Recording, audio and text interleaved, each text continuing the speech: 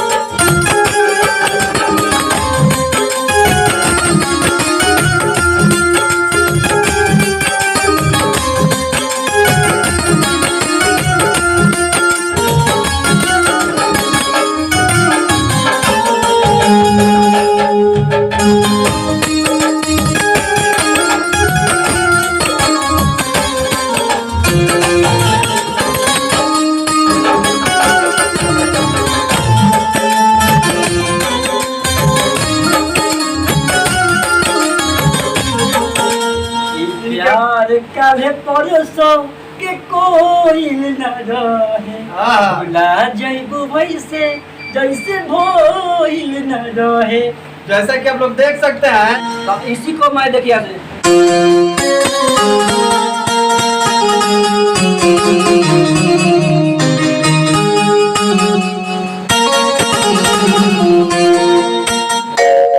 मैंने बजा दिया है ना, तो ये सब दिमाग है। अच्छा मतलब कोई मैंने रिमिक्सिंग बजाते हैं और वो बजाइए आप।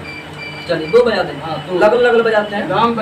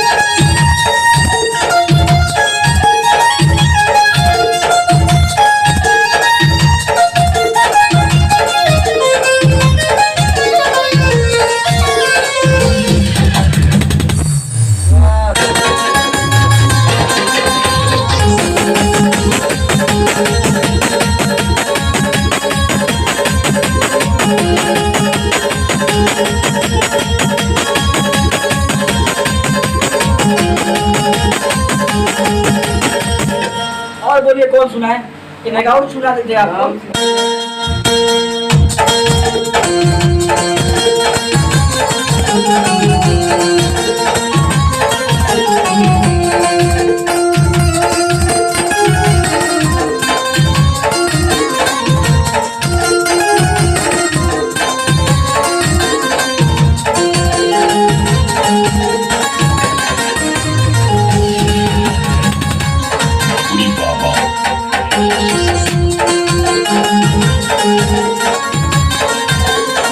देखिए मैं इसी तरह दाब रहा था कि ताकि पब्लिक को बुझाए, ठीक है। देखिए मैं ओरिजिनल बजा रहा हूँ, ठीक है। देखिए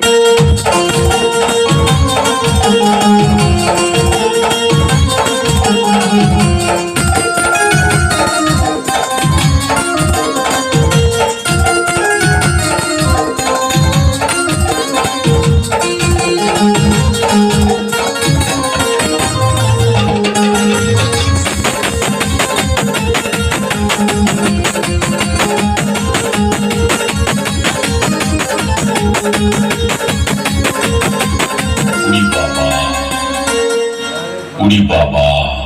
ठीक है, तो मैंने इसमें सेटिंग किया है ना। मजा आ गया, लेकिन यहाँ से तो जाने का मन नहीं करता, इतना अच्छा बजाते हैं हाँ। कि मन करता है कि सही एकदम सुनते रहे और आपका इंटरव्यू लेते रहे।